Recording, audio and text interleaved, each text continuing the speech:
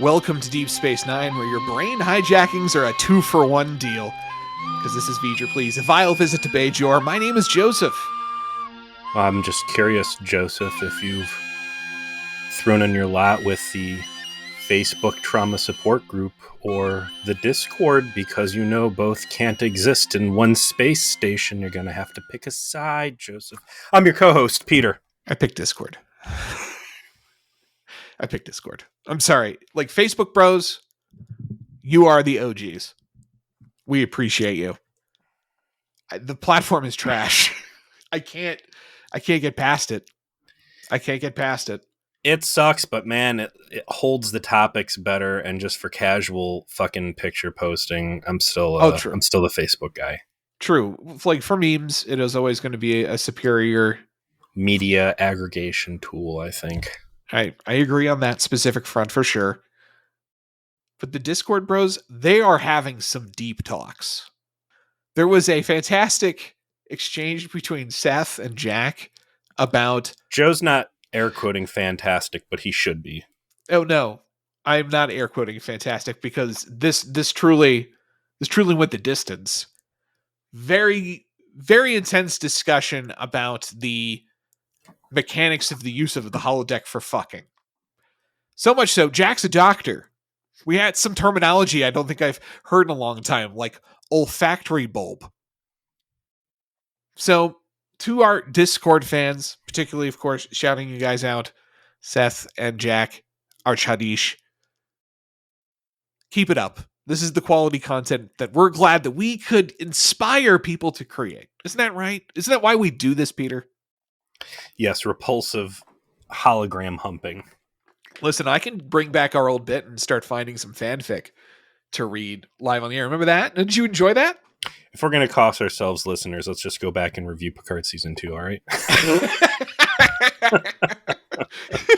Or I can say something smart about how men are better writers of war stories. All right, well, for better or for worse, here we go.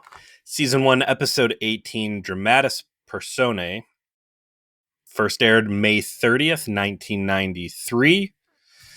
Written by Joe Manowski, directed by Cliff Bowl.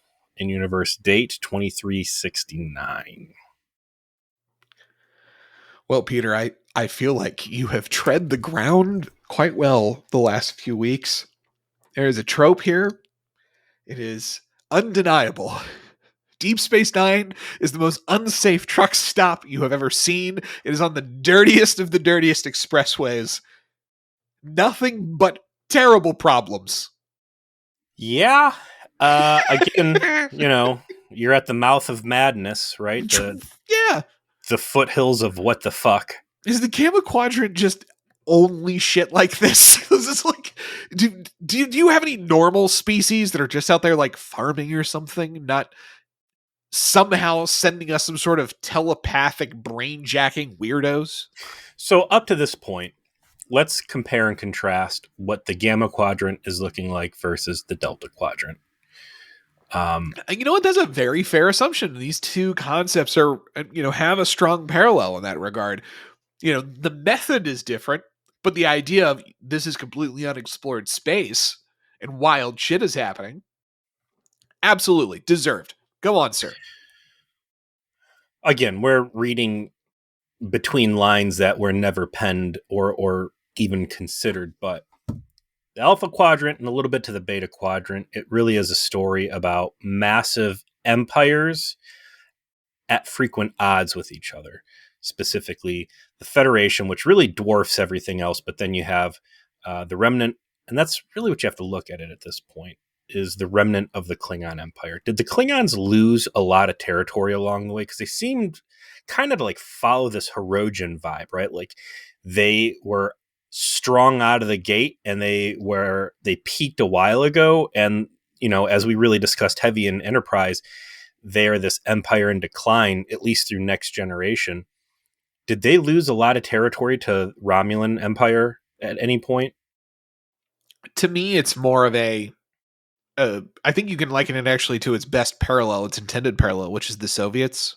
Okay, so dial the clock all the way back to the 60s TOS Trek. That's obviously what the Klingons were supposed to be the kind of the stand-in for. You're opposing superpower force, Yeah. except in space.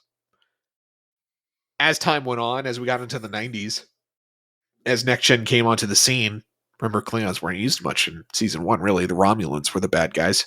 Yeah. A little bit more like ambiguous. The Klingons are in that post-Soviet Russia phase. Russia's still big. Russia still matters. Russia still got territory. Russia still's got oil. Russia occasionally will look at the Ukraine and lick their lips. But they're not who they used to be, but it doesn't mean they've lost too much. Right? Well, I'm just talking about in terms of space square footage. Yeah, I don't that's what I'm saying. Is like they probably lost the empire, right? Like the outer ring. But the inner core is still big and still theirs. And I think that's probably how I interpret it. So you got the Federation, which is crazy huge, but they're not quite expansionist and they're not military driven, at least under the Gene Roddenberry mythos, right? And even in the 90s, like it is very the parallel is there. The Federation is very US like in that it's really just trying to add to its empire by consent, not by conquest. But there's still a certain encroachment, which is what gets them into trouble with their neighbors, the Cardassians, most relevantly to us. Sure. So, and then of course the Romulans. But oh the big three, Romulans, Klingons, Federation, you've got Cardassian space in there, and then who else is pretty big floating around? I don't think anybody else really pops off on the maps. But we look at the Delta Quadrant, which is what I've had the most experience with, and short of the remnant of the Hirogen Empire, who else can you think of that had a big chunk of space that they were in for a while?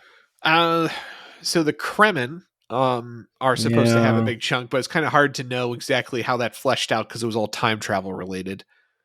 Not the Vaudoir, but there was the space psychic telepath haters.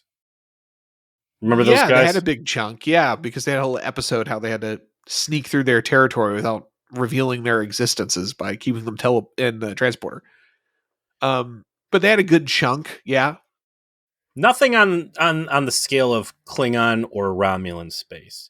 So yeah, there were some established civilized areas, but by and large, the Delta Quadrant was mostly lawless and on average significantly behind the technology curve of what Voyager was playing with. Oh, and that was the important part of those first few seasons because they went from basically isolated city-state civilization with jackboots to isolated city-state civilization with jackboots that have like control of a few solar systems.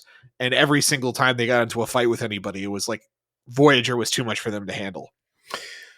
Which they'd, of course, always find their way around with either mass numbers or rotting them from the inside. Shout out Seska Burn Queen, R.I.P. forever. Now, even make the Kmart Klingons into decent antagonists. That's how good she was. Sure was, man. And then you contrast that with what we're seeing coming out of the Gamma Quadrant, which is nothing really Well, I'm sorry. What we've seen out of the Gamma Quadrant is vastly superior in technological capabilities. We've had the redneck gamblers who had their chutes and ladders from hell piece of magic technology. You've got, I think it's fair at this point for me to assume that the prophets might have came through the wormhole or something Gamma Quadrant related. Maybe that's part of why the tech curve's so ahead over there. And then we had the most dangerous game, thigh high hooker boot, red velvet jump guys. Oh yeah. So, and then alien space probes and just problem after problem. You get the planet live forever over there. I mean, it's a fucking wild seeming place. Certainly more wild than Delta Quadrant. One cool thing about the Delta Quadrant, I will say, is that Borg space was this big black eye in the middle of their area. And the closer you got to it, the worse shit got because it was people who had to suffer their depredations.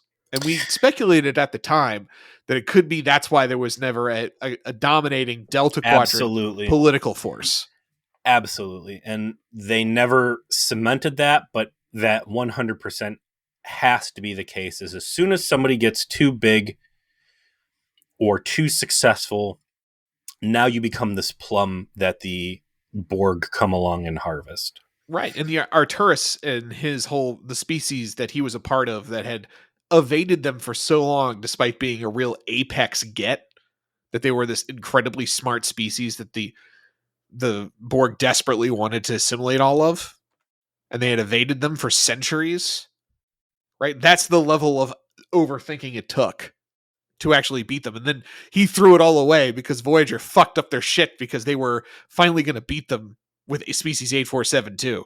You know, like the whole Arturus is right thing we went on. Everybody is right, except for Catherine Janeway. I mean, she shit on at least 2, if not 3 legitimate plots to topple the Borg collective. Let's not forget about the episode where 7 and 9 gets multiple personality disorder. Like, that was a weapon that was being launched into the collective. Like, so yeah, the Gamma Quadrant versus the Delta Quadrant. The Delta Quadrant, lower, by and large, further behind than Starfleet on technology. No real established empires per se.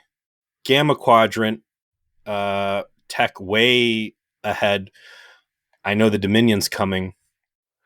Yeah, it's interesting that they didn't really have a sense, I think, of the whole Dominion and what that was going to be this early. And maybe that's something we can find more out about, because my impression from how this all ends up getting paced and the showrunner for the first couple seasons versus what happens later is because this is when Pillar was doing it. Yeah. Pillar left us to do Voyager. And what did Voyager become? Kind of more the same idea behind the Gamma Quadrant and the Delta Quadrant is we're going to visit all these kinds of different species, except we're going to be the ship going to them rather than it coming to us through this wormhole. It's funny because you would have I hope you would have no exposure to it. There's this Netflix show called Gabby's Dollhouse that my daughters love. And basically the premise of the show is there's this girl with a magic dollhouse full of cat themed shit that she like shrinks down and goes into. But it always starts with this very elaborate mail delivery system she has where a little cart goes down the spiral staircase and then she opens it up, and that's like the plot hook for the episode. And that's basically Deep Space Nine. Is there is this magic mailbox space butthole that just opens up and poops out today's episode, like it or not. Yes. And that's what Voyager kind of starts out being, except instead of the poop coming to them, they went to the poop. They bring the shit to smear on people and make their lives worse. Yeah. And it was after that suddenly there was this need to create metaplot out of this. And so they decided, the Gamma Quadrant's going to have it is going to have this superpower in it, and it doesn't want to be interfered with. And in fact, it sees the powers of the Alpha Quadrant as a threat to it. Right. And that becomes interesting because it's a different kind of potentially deadly threat to the Federation, and in fact everyone in the entire Alpha Quadrant, that we haven't really seen that those kinds of stakes in Star Trek before. That's why it becomes so novel and it's interesting. Stakes in Star Trek that requires a television show that is one episode building off the last episode over and Correct. over and over again. And tying that into this episode we watched today, Deep Space Nine really needs it because these one-off adventures are just pointless and I do not enjoy them. Yeah, and that's, I think, why we spent the first 15 minutes here not really talking about the episode and kind of like talking about the universe, because we were worried that season 1 of DS9 was going to be too good. And it's really like, boy, we've got some real reminders of what isn't going to work. And it took them a little bit of time to figure out what does. It's ironic because next episode is them taking a huge step in the correct direction and figuring out what that is. And then followed by another one. So it gets really good really fast.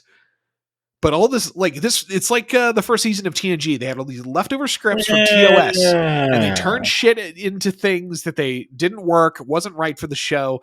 and the gems that shone through were the ones that guided them the way forward. And I feel like that's also the case here. This is some fucking TNG shit. It does not belong here. I'm not calling this awful, but I'm not willing to give it meh. I'm going to tell you right now, this is a bad episode. What was the last one we just watched?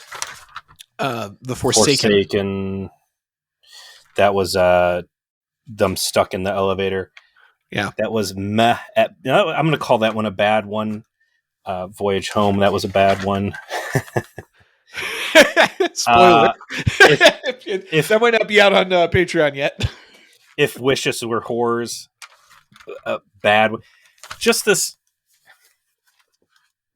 They're not time wasters, right? No. Yeah. They are not. Season 2, season sucks, right? Season 6 of Voyager, season 2 of Enterprise, like just real dog shit, bad time wasters with nothing of value. Like these are perfectly fine by comparison of these other Star Trek properties. The problem is, what's the point? Because there's 2 types of DS9 episodes I've seen up to this, and there's one where there's a strong, I don't want to say a B plot, but a very strong theme through the episode, which is heavy character development and great interplay between characters, usually Odo and Quark, but sometimes some of these other guys. Kira and whoever else she is in a scene with. Right. And then there's these episodes that are more plot focused on whatever the zany fucking problem is. And I just do not care. Yeah. I don't fucking care because I know I started watching this thing, and as soon as they started like plotting against each other and there's like this mutiny angle, it's like, well, by the end, they're going to have unfucked this thing. Nobody's going to die. The space station's not going to blow up. This is just a fucking waste of time. Once people are not acting like themselves, it removes the interesting part of like, what great stuff are Quark and Odo going to get up to? Which in this one they do because they're largely unaffected or whatever, but everybody else is playing this goofy alternate version of themselves that's going to get thrown in the trash can by the end of the episode. So who fucking cares? And it's such a tonal shift from where we are now to where we're about to go. Like I hate to like hit the fast forward button, but I kind of want to because this episode sucks so fucking bad. Next time out, when we do an episode, we're going to be reviewing Duet. Duet is, in my personal opinion, without a doubt, the best episode of Star Trek ever made. Period. No qualification whatsoever. Well, here you are saying that the best episode of Star Trek was Enterprise. What, the RoboCop episode? It was the best finale. It was the best finale, and among the best ever made, which I still believe that is the case. I think it's definitely the best Enterprise episodes. Well, that's a very low bar, Joe. And season 4 was pretty good. That was great. Duet is one of those. I mean, I wrote term paper about it in college. It's like it is a fantastic dramatic exploration of deep philosophical concepts that absolutely takes its material to the correct level of seriousness and elevates it through artistry. It succeeds on a level that rarely something like Star Trek can, simply because it's difficult to find the authenticity in doing something that's innately ridiculous. But then it's like that is right on the doorstep. But right before we get there, we're going to stick our fucking foot right. You know, they're going to the doorbell, and it's just burning shit all over my shoe. So I guess like the plot of this episode is everybody accidentally gets telepath fart on them. Because so the way this happens is very unclear. Again, it's another, I don't want to say ramrod episode, but Shakespearean intent, maybe. Yeah. Of, hey, here's a esoteric concept that we want to try to bring to the screen. And the last time was Mike Ehrmantraut's War, whatever the fuck that was called. Oh, sorry, I killed your space pope. Which I have a coworker listening to the podcast. I have to start being very careful now that I've got. We did like get stealth stealing stem bolts or die trying. I got actually a text from you that you found that one particularly funny. That was very strong feedback on that one. Yeah, the sorry I killed your space pope. I was talking with him about that episode at lunch, and it's really grown on me in wrong ways. Like fuck that goddamn episode. But again, like and talking back to that, I'm gonna hammer that fucking episode during the rip. But like what that episode should have been was a Q episode or some sort of magic godlike entity, and not nanoprobes. And I think that would have fixed a lot of the problem there. But right, like if there's a technological solution, it makes it too easy for the Federation to have every reason to figure it out. and also it makes it very easy for Mike Ehrmantraut not to like cut his enemy's head off or take the bad guys and start throwing them in the fucking lake with cinder blocks wrapped around their neck. So they're just in this vicious cycle of suffocating, drowning, and reborn and dying again. Like some real dark stuff. But again, this concept of like, what if you have mortal enemy or immortal enemies that can't work out their differences? This one, what if, friends are brought to odds with each other, and we just glaze over all the details. It starts off interesting because it's Kira coming to Cisco and saying, hey, there's these guys called the Valerians. The Valerians, which was not a good movie, by the way. Skip that one. Yeah, well, that was it French? I think that was very French. The guy who did Fifth Element, but yeah. These Valerian guys, they were merchants that sold WMDs to Cardassia, this weird energy shit. And Cisco's like, yeah, but that's used for like laundry detergent and whatever. And she's like, yeah, but they could refine the Tide Pods down and make yellow cake with them or whatever. It's uranium. It's like uranium can be used for bombs. Uranium can be used for power generators. Uranium isn't the problem. It's what you do with it. That's it's this neat, very realistic question of, are these guys supplying the people who tortured my planet, or are we going to take them at face value that they're simple merchants? I think had they just focused on this, it would have been a great episode of, Kira comes down with the Ben Maxwells, right? Right, of course. Because that's literally the plot of that. What was that called? The Wounded? Yeah. Hey, we're just, simple merchants and nothing here except, yeah, there's fucking guns and shit. What are you willing to do to expose it? Kira, are you willing to break rules and piss off Cisco and, run over and rip the mask off the Scooby-Doo villain and show the yellow cake uranium underneath it? That could have been pretty cool. Cisco tells her, we're not doing anything right now, but if you can bring me proof, then I'll take action, and we're going to use United States Starfleet trade sanctions against these guys and, twist their balls until they comply and stop selling weapons to these fucking terrorists. He's like, Kira, that seems like a really good plot for an episode, but I'm afraid we're not doing that one. So, I'm afraid instead the local Doom level is about to have a new texture map. Here's what this episode boils down to. And it is somebody over in the writer's room or the production figuring out that Nana Vister makes a very compelling G.I. Joe Cobra the Baroness. Peter, you have no idea how right you are. I know that there's a Mirror episode out there. Yes. Yeah. All right. And I can see bad bitch dominatrix written all over here, all the way back from episode 3 or whatever, right? I'm going to let you in on a secret, Peter. The No Peter's Allowed part of our Discord cannot stop talking about how from episode 3 onward you were on it. You were on this vibe from the jump. It's my thing, man. I can smell it, right? Yeah, and I know why. Okay, I know why. She fucking kills at it, and I would criticize them for going back and like picking at this fucking scab over and over again if I wasn't coincidentally there for it. Exactly. I'm so glad it's good. It It's makes it good. And it's easy. the only redeeming parts of this episode are a little bit of Odo Quark. Bashir's actually pretty fun in it.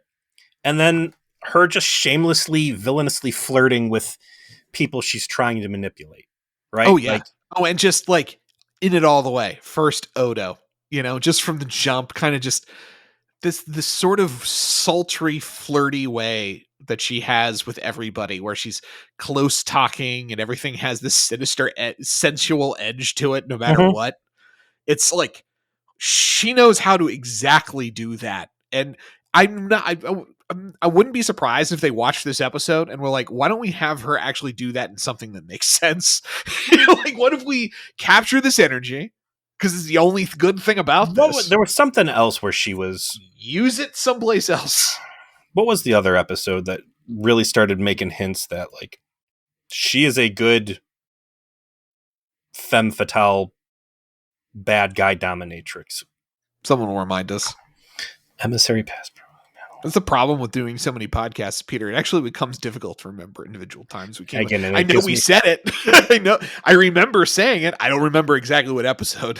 I remember sitting out in like conventions and stuff and being a little pissed off, like when the actors don't know shit. Right. That's like big deal episodes, and it's like doing this. These are guys trying to remember shit that happened 30 years ago while they were probably doing drugs in Hollywood on the weekend. And here I am, a fat schlub in my basement, just talking with you. Can't remember you're like 10 episodes ago. I can't remember fucking 4 weeks ago. Right? What was it? Oh yeah, it puts everything in very clear perspective and makes me appreciate the people that care as much as they do. And in this particular case, I know we said it, and it's It was 100% early. true. Yeah, It was early. You've been on it for a while. This is let me jump in here. Our wiki. This is in the Kira Nerys Pain Mommy arc entry 2 of question marks. So many entries, both mirror and non-mirror in nature. So yeah, okay, hey, they're both sane at this point, and they both have very. It's a great Star Trek of who's right. Is Cisco right for playing it cautiously and acting very Picard-like, or is Kira right for remembering that her dad was tortured to death in front of her, or right? you know. And then the time-honored tradition on Deep Space Nine, everybody's favorite Milton Bradley game. What the fuck is this?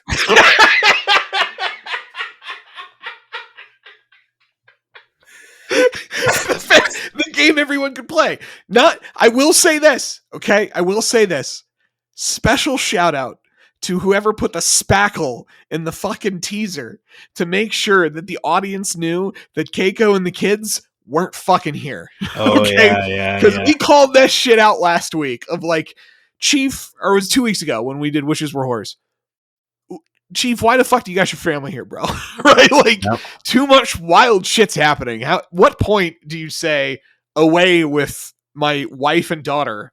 This is not a safe place for children or civilians to be. It's a good fake out, too, because it starts with O'Brien talking like, oh, can you imagine having all the school children down on the surface of Azeroth? I wonder...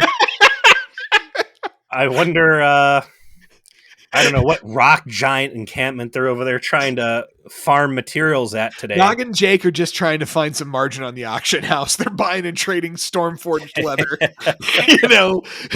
Jake is trying to ERP with a local night elf. Like they're fine. I think that's more Nogs. That's more Nogs lane. Well, no. Well, Nog would want to, but Jake would write it for him. Ghost Raiders. Porn. Jake's got too much dignity to actually text a whore, but he has just a lack of it to do it for his friend. Yeah.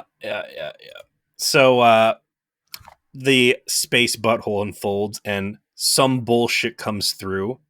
I think if I was Cisco, I would strongly consider building some sort of like klaxon alert system that if the space butthole were to unfurl outside of scheduled hours, the station would instantly jump to like yellow alert or something. I Everybody wonder would be if forced. anyone went through the mind like, oh, thank God, it's just the Klingons, right? Like, what a welcome sight! Something that isn't from the mouth of madness. Oh no, it's exploding. Yeah. Fuck. What is Second that? time we've seen Klingons at this point, right? Yes, Duras because we've first, got the and Duras now sisters. Yes, highly suspicious, of course, that this was a bio survey ship that was going in there. But and not something that Klingons are known for. Something that's well established to us, but I guess is in the relative future here. the ship comes out, promptly explodes. The sole survivor is able to transport himself directly onto Ops, which seems like quite the security hazard, but there you have it. And apparently, again, we start moving to like what the fuck territory. Did he transport the telepathic spheres somewhere else, or were they in his head and invisibly wafted out and infected everybody else? They don't explain. It's magic. That's what's so frustrating about this episode is that the problem starts happening. You know it's connected to the Klingons, so it's like you just have the 3-foot putt left, right? I already used the word spackle, which is like a deep Hollywood term that describes the kind of technobabble dialogue that you and I are quite used to. I'm going to create some kind of patch over my plot hole utilizing the lingua franca of the universe I have built, right? And this clearly required spackle. There's this big crack, right? Like the Klingons brought a problem. This is what the problem is. I need to connect how the problem took root in station at some point during the episode. I need to explain why this has happened because the rules of the system I'm in demand that so there can be an answer. And even had an answer. Odo was going to solve it with Bashir's help. Okay. Where's the spackle? There is no spackle. There is no explanation. It's telepathy things infected everyone. They even managed to make it make sense from a logical perspective of how it affected everybody. That like Dax is affected differently than everyone else because she's got like 2 brains. So she just becomes sort of like Dazed and confused. absent-minded because she's lost in thinking all the time about her memories, which, makes sense for a foreign intelligence not used to something like that. It's not used to Odo. Odo manages to slip the grasp. It doesn't affect Bashir very much because he's genetically engineered. Everybody else it seems to deeply impact. Yet you still don't know how it happened. They don't explain it. Also, what the real scope is. And I'm fine to jump around because this is a piece of shit episode. Yeah. The Klingon transports onto Ops. Bashir is there. And interesting call out. He goes, this dude's really fucked up. We're going to have to get him into cryostasis. That's the first time I think we've heard of that as a option that's on the table for people that are like turbo fucked. I think so, yeah. I don't know if that's a special facility unique to Cardassian infirmaries. Cryostasis is something we've talked about heavily, especially through Voyager. So interesting to see it thrown around as an option here. I'm surprised they didn't propose potentially putting a subdermal communicator on them as well. But they did try to use cryostasis to when Trip died in Enterprise. Did they? Yeah. Yeah, that's what, because he doesn't die on screen, remember? Oh, Jesus, so bad. Yeah. It was bad. For everybody who's just listening because it's Deep Space Nine and people love that, who might go back and listen to our back catalog. Sorry, Joe just spoiled the worst part about one of the worst parts about Enterprise for you there.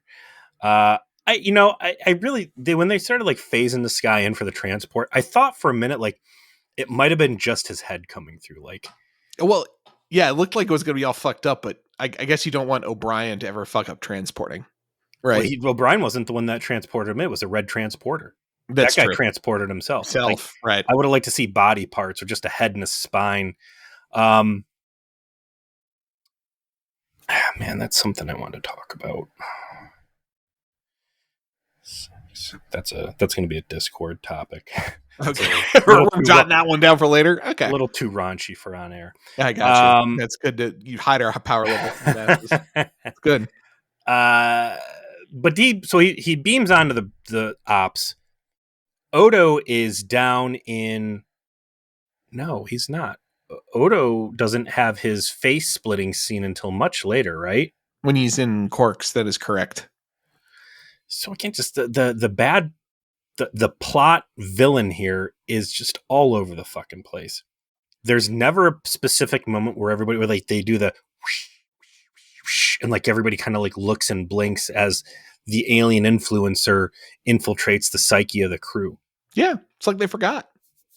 They forgot they needed to do that, and they just like finished the episode. And you're talking about established rules and lingo. Like that is certainly a well-established visual cue in Star Trek. That when the bad energy thing begins to puppet a cast member, you need that the possession. Right. Because you're informing the audience of what's going on. The idea, and even if you don't want to inform them right away, even if you wanted to keep it simple and not use a visual effect, at some point you have to resolve for why the plot is actually happening, not just theorize about it. You have to give the audience something that understands that the characters theorizing about it are right. And it's or just you have the bad guys assimilate more people into the group. Hey, why did this fucking ship explode? Well, let's start figuring out. And Sisko sends out O'Brien. And this is almost immediately that they're infected, by the way, because Sisko starts kind of checking out a little bit. He tells O'Brien, take a runabout, go get the black box, and let's see what we can find out. Odo goes off to Quarks to try and see what he knows about the crew. One of 3 good scenes in the entire episode. Odo's policing style, and he's all stick, man. There's carrot in the stick, and this guy, like, Quark's like, hey, you're real crafty. You did a great job shaping this conversation and getting me to like fucking run my mouth, but I see you're interested. You're not just indulging me complaining. I have information. That means I want to get paid. And Odo's just like, how about I make your life hell instead? I kind of like, though, that's where Odo starts, right? This is an Odo that barely understands himself. This is an Odo that hasn't done anything except be the station security chief on DS9. That's really all he's ever done in his whole life. He's never had a childhood.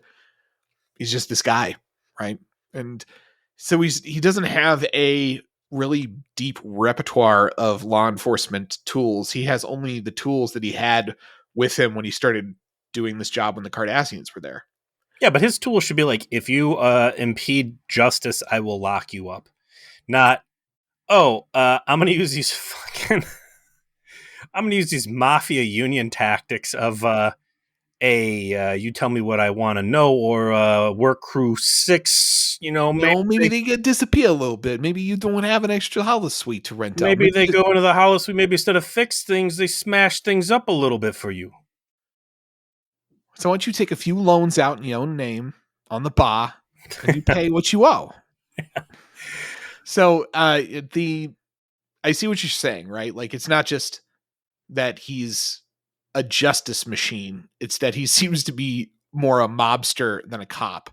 But he learned to be a cop under a bunch of Cardassians. Fair. And I'm saying they're not justice obsessed people.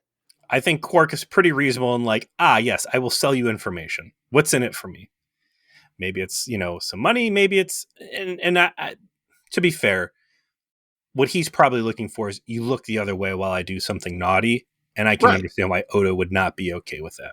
He wants a pass. He wants a free pass on a misdemeanor, right? Like, this is what he's looking for. Like, if I'm going to help you with your felony, then my next gun possession charge I want on the house. Which is a ridiculous thing to ask for, because at this point, Quark has to know I'm not being incarcerated because Sisko knows he needs me, and that's why I get away with everything up to maybe murder. Hey, listen, it's like testifying against another drug dealer in South Baltimore. You just get a pass on your next visit to the cops. Like, Odo, you can come here and fucking harass me, but we both know that I have a golden shield around me. You'll remember when the space terrorist, the worst ever guy, basically hijacked a whole ship and almost killed Bashir. Like, I faced 0 charges out of facilitating that entire mercenary event. All of those mercenaries were in my employment. Like, All this dead, was by the my way. fault. This was my fault. Right, and facing no consequences. So you gotta play a different game with this guy. You know, you can't always, like you're saying, be a stick, but he hasn't got that tool set yet. And I think there's a change you're gonna enjoy there.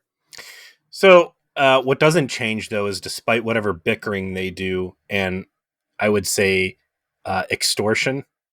Yes. I would say at this point, like, Odo is certainly in his ACAB phase, right?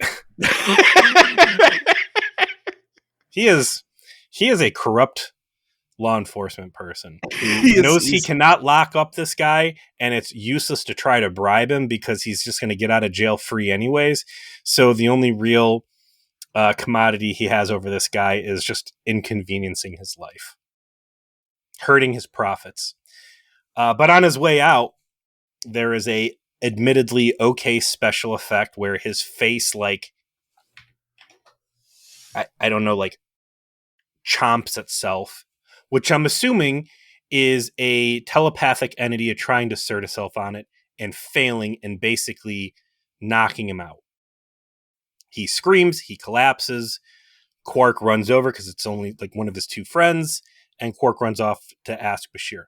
I wish they had the budget that every time Odo got knocked out, he would just turn into a pile of goo. Right? Because according to the conversation with Luciana Troy, it's an active effort for him to maintain that form. And after 16 hours, he can no longer tense the muscle and he has to revert.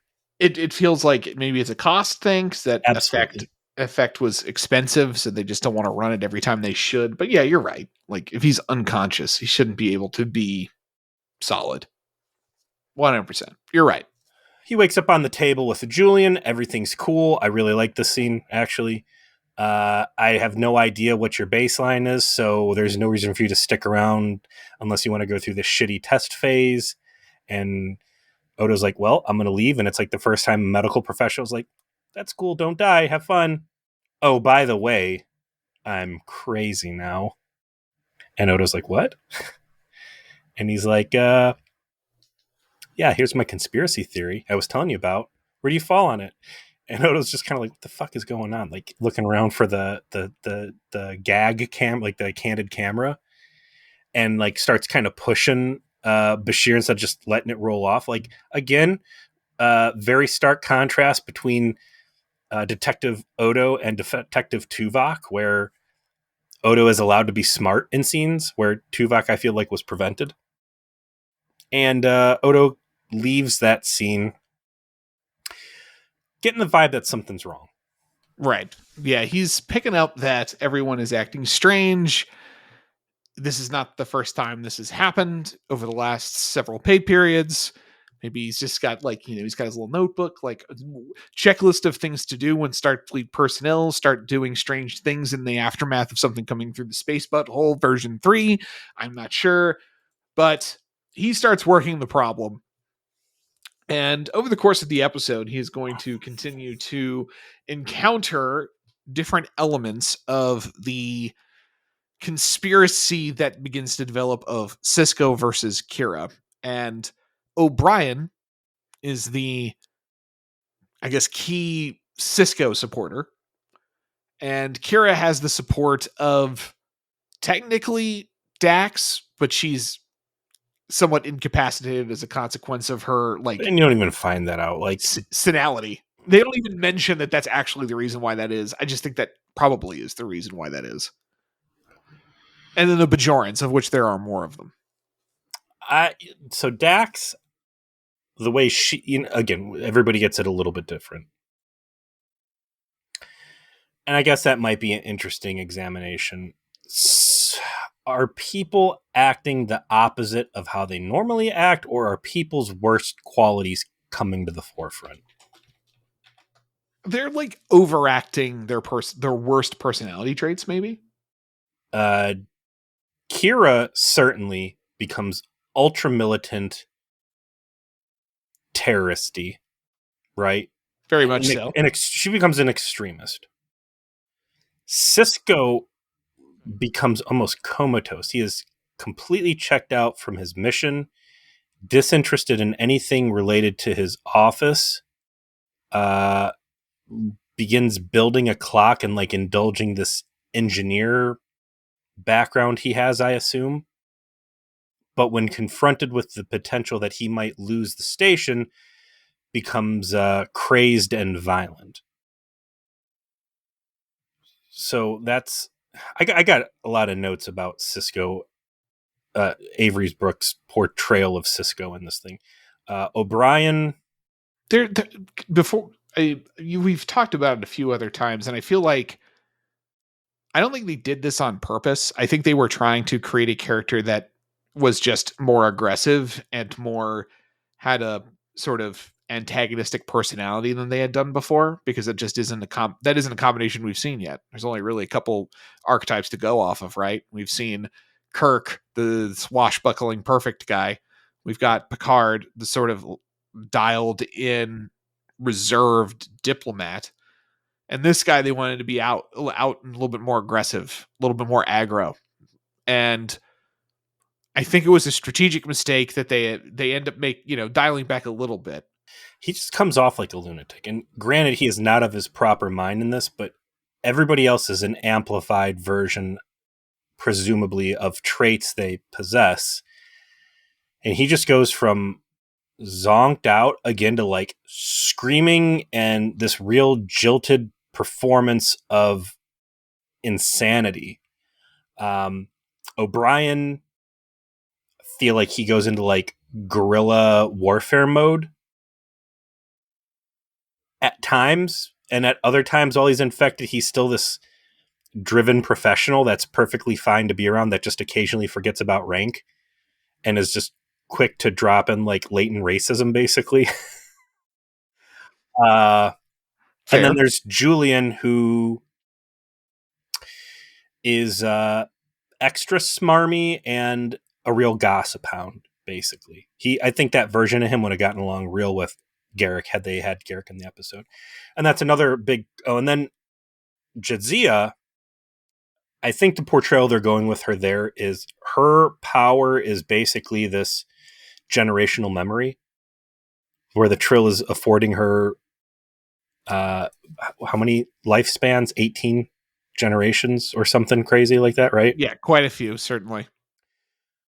So yeah, if she's got total recall on everybody's life, like I think that's a good way to kind of fuck her up, is where she's just constantly lost in her own thoughts. And they make the mistake of just limiting it to stuff with Cisco. She should have been thinking about stuff like 100 years before Cisco was born, but I understand why they kind of zoned it in. Again, plot holes in this thing. Everybody starts going down these weird loyalty rabbit holes. How far out does it extend? Is it just the main cast that was on Ops? Why did Odo get attacked by that thing later on? Is the entire station infected with it? Because by the end, when they get everybody together in the fucking air or cargo bay and play the screechy noise, it forces the alien telepathic probes or whatever, these telepathy spheres, out of everybody's head. And then they open the airlock and suck energy out into space with a vacuum somehow while everybody Yeah. hangs on to like gaylords and crates. Like that's going to fucking be bolted out. It's Stupid. no But spackle. Yeah. that would fix things for 5 people. Is the rest of the station sick? Yeah, like why did the guy who was the Bajoran flunky try to apparently stab Cisco with a poison dart? Okay, like was that guy not actually under the influence? so Kira was driven crazy to want to create to assassinate Cisco, but the guy she got to assassinate him apparently just a simp. Okay, just was like, she's got that voice. I'm in. I'll stab him for you, boss. Sure. Listen, I don't blame him. All right. Okay. I Yeah. don't blame him. All right. I don't blame Fair. him. But if I was Cisco, I might blame him. If I wasn't the same Cisco that, completely fucking dismissed a literal torch and pitchfork lynch mob going after Odo racistly in whatever fucking episode that was where they grew the clone.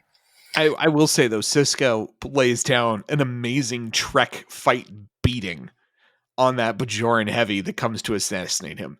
That was not a Bajoran heavy. That was a little girly boy. Someone it looked like that guy. Yeah, like somebody who was just begging to get the double axe handle judo chop, knee to the groin, they found a guy off the just every single move was a heavy hitter. They found a guy whose casting requirement was he could fit into one of Kira's jumpsuits. That might have been a body double or a stunt double for like they've got the same haircut and everything. So yeah, by the end they purged the alien entity out of like 5 people's heads. What about everybody else on the station? And if everybody else on the station doesn't need to be purged, why was Odo attacked later on in Quark's bar when nobody else would have been? And also, the whole fucking station, nobody else is looking around like, hey, yo, we're going to have to mutiny for real because shit's real fucked. I heard yesterday a Klingon cruiser came out of the butthole, exploded, and, this guy died on ops. And it sounds like they Event Horizoned each other on that thing. And now it looks like this shit's going on here. So, like, if our bosses are about to get in a knife fight for West Side territory, maybe also they turned off the fucking phones home and to Starfleet. So, like, this is a space station that needs to have a health and safety meeting about, like, when it's okay to mutiny and when it's okay to ignore your boss. Because again, you are at the doorstep of crazy town, and I think it's just going to get worse, or it could very easily get worse from here. You know what's really interesting about this episode to me? That clock that Cisco makes sticks around, I bet you. It's in like a ton of episodes from this point forward in the background in his office. He fucking keeps it. Same with the baseball, by the way. The Bucko Kai baseball. Those two things, the baseball in particular, becomes like an actual really important item. And it comes from fucking when wishes were horses? Wishes were horrors. True. But these shitty episodes, they at least thought enough to say, like, we're going to admit that this shit happened. We're not going to, when we're moving through, we're doing big game continuity, and we've got the Jem'Hadar, and we've got the Vorta, and we got the Dominion, and we got the Romulans and the Klingons, and we're kicking off big shit. That clock and that fucking baseball from when it was just nothing but brain drain 10,000 at the pilot station outside the space butthole. This is the same show.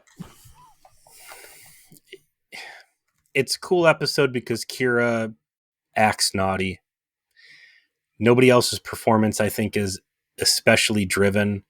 I do like the scene where Kira's trying to court Jadzia onto her side, specifically because she is a senior officer on Deep Space Nine and believes that Starfleet would listen to her request to try and get Cisco transferred out. Also, our Bajorn's very strong because she sure hands Quark his ass. Like, I think she's. I think it's steroids. They're physically not very powerful. Yeah, but she tosses a couple people around in this episode. Like she's beefy. I think she's doing squats. She's doing something. Also, who do you think they put on the phones at Starfleet to like answer SOS calls? Not high performers. You know, like you wouldn't get that assignment if you kind of like were the guy who fucked up on the Oberth, I don't know, man, because I bet you there's a lot of like crazed distress calls, like space madness. Like, I think my boss is under a parasite's control, or, we're stuck in a time warp or something. And like, it's like being an E911 operator. You're going to hear this story so many fucking times. You're just going to become numb to it. It's like, all right, Starfleet 911, state your emergency. Oh, you gotta help us. Our entire crew has been taken over by brain parasites. The captain's gone crazy. Okay, all right. What sector of the galaxy are you Not in? even that. At Is first, there has to be like is this the pre-qualifiers. Lexington or the Lewiston? What was it? What's the class of the vessel? Like. Oh, I'm sorry. I might have to transfer you to the mid-range support cruiser line. The pre-qualifiers in that questioning line have to be like, okay, establishing is the problem really with the crew at large, or is the space madness limited to just this person? Right? Yeah, and have you have a clearly defined exterior force that's causing it, or is it more of a brain disease thing? Also, under the subheading, indicate if you believe it's more magic than technology. Also, please indicate when's the last time you consumed an alcoholic beverage? Are there any telepaths on board that Have you might be taken moving? your assigned antidepressant medication? Mm-hmm. Are you sure you're in the right galaxy? I'm sorry, the right reality. So yeah, I think Starfleet 911 is probably something that they really need to do in this upcoming season of Lower Decks, I completely agree. Yes. because If you're listening to our show and you are writing the fifth well, they're season, already done, right? maybe you never know. We felt them brush up against our balls once before, Peter. And what did we find out? We found out amongst Voyager themed podcasts, we don't do too bad, and we Well, we're in the big leagues now. A lot of DS9 jokers out there. Uh, so just plot holes all over this fucking thing. Hints of the mirror universe bleeding through a little bit. Cisco's performance is just erratic and annoying, and I don't know. I kind of wish she would have shot him the way he was acting. I don't know, man. This is not a good one. all right. Well, Let's see what else. you know what? I think we can wrap it up here. And we've hit all the points. We told the story. The story doesn't explain itself well enough to warrant further Oh, explanation. I'm sorry. My biggest gripe in all of this is like, let's go to the one interesting fucking plot element here. Were the Valerians dirty? Oh yeah, they just drop that, don't they? They just don't. I forgot. I forgot. So did Kira. All right, the fucking Two-thirds of driving the force. episode, they give up. At some point, Cisco and O'Brien are conspiring with them, saying, "Hey, this crazy bitch is going to kill us. Can you please extradite us off the fucking station and back to safety?" And they're like, "Yeah, absolutely, we can." And then we don't hear anything from again. Kira's so distracted by the fact she tried to assassinate her boss that she just lets these potential war criminals go off scot-free. So the one interesting thing about this fucking episode in terms of actual plot, like good plot, completely fucking gone. Kira almost busts a bunch of uranium smugglers, and then I guess they just let them go. Isn't that like maybe that's the tacit deal? Like, hey, Valerian guys, listen, hey, guess what? It's me, Commander Cisco. Listen, you just saw a bunch of weird shit. I think we may have like asked you to transport us away from a mutiny or something. Listen, we're all just high as balls. We know you have uranium though, so tell you what, you don't mention this happened to my boss, I don't bust you. Maybe that's the talk we didn't see, you know? Maybe the real plot is these guys are dirty and they see the Bajoran XO gunning for their ass and they're like, oh fuck. And they dock and they're like, she's going to find all these fucking nukes. And they go, all right, sneak on the ship and release the LSD bomb. And let's just make these guys fucking so crazy that they are wrapped up trying to murder each other. And nobody thinks to like do an inspection and see that we've got let the goofy gas roll out and let it work its magic. Oh, what was that? You had magic telepathic spheres in your brain that you blew out into space. So happy you were able to resolve that. Anyway, see you later. Toodaloo. Trash. Uh, all right. Season 1, episode 19, Duet. There's Cardassian with some ill-fitted makeup on. I don't see anybody very familiar here. Lisa Rich and Gene Carrington Fauci. Teleplay by Peter Allen Fields. After a Cardassian man arrives on the station suffering from an illness that he could only have contracted at a Bajoran labor camp during occupation, Kira leads an investigation to determine whether he is Ivan the Terrible. Correct. Absolutely my favorite episode of Star Trek. Always has been. Rewatched this one recently, relative to all the rest of DS9, which I've been trying to avoid after I knew we were going to start watching it again. Just as reminding myself of some of the hits, and it hangs in there very strong. And this, you want to see Kira feast. You want to see Nana Vister eat more than a plate of I Get It cookies. You'll like this one. And so I look forward to talking to you about it. Just come ready to podcast for 2 hours, though, because I'm not going to be able to shut the fuck up. So my apologies to you in advance. My apologies to our audience in advance. But you can gain our regard if you actually rate us on iTunes. Oh, yeah. So we haven't talked about that in a while. iTunes, Apple Podcasts, whatever you have. I don't have an Apple phone. I'm not in your ecosystem. So jump onto Spotify. Give us some stars on there. Give us a review is what we're saying, if you can. Wherever you listen, wherever you consume our show, if you can rate us, we would appreciate it. And we'll see you next week.